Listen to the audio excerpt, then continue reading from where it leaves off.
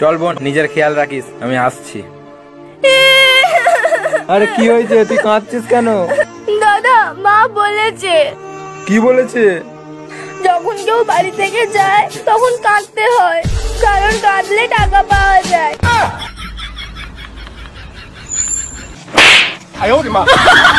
তোর টিফিন তো আমি খেয়ে নিয়েছি, বাড়িতে যেয়ে বলবি না তো আমার টিফিন স্যার খেয়ে নিয়েছে? না স্যার, আমি বলবো না। আমি বাড়িতে গিয়ে বলবো আমার টিফিন খেয়ে নিয়েছে কুত্তায়।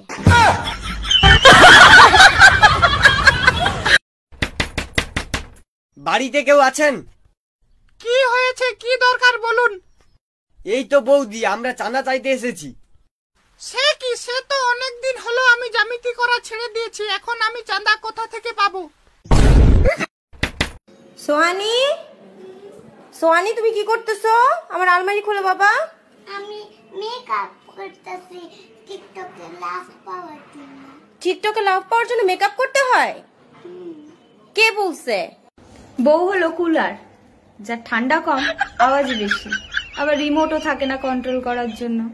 আর হাজবেন্ড হলো এসির মতো, বাইরে যতই আওয়াজ করুক না কেন ঘরের ভেতর শান্ত আর ঠান্ডাও বেশি, আবার রিমোটও থাকে কন্ট্রোল করার জন্য।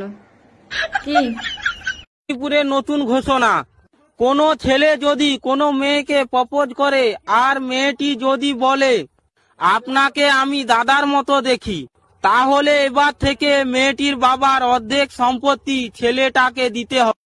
আগে বাড়িতে স্বামী স্ত্রী 8 থেকে 10 ঘন্টা থাকতো, তাতেই এত মারামারি ঝগড়াঝাটি হতো।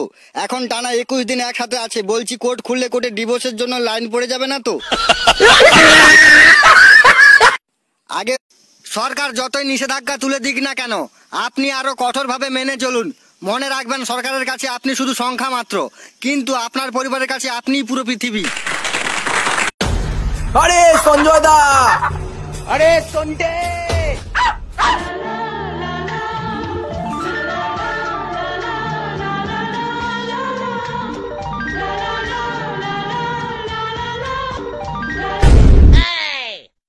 এটা কি হলো?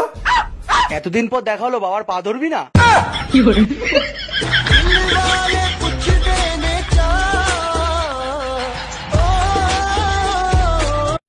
আরে ভাই, তুই গাছের গোড়ায় ওইখানে কি লিখতেছিস?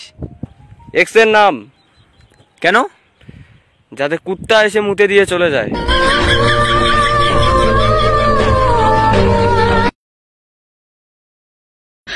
কিরে ভাই, কেমন আছিস? বিন্দাস। তোর পেছনে ওটা কে? আরে ওটা তোর বৌদি হয়। হাই। তুমি কিছু বলো।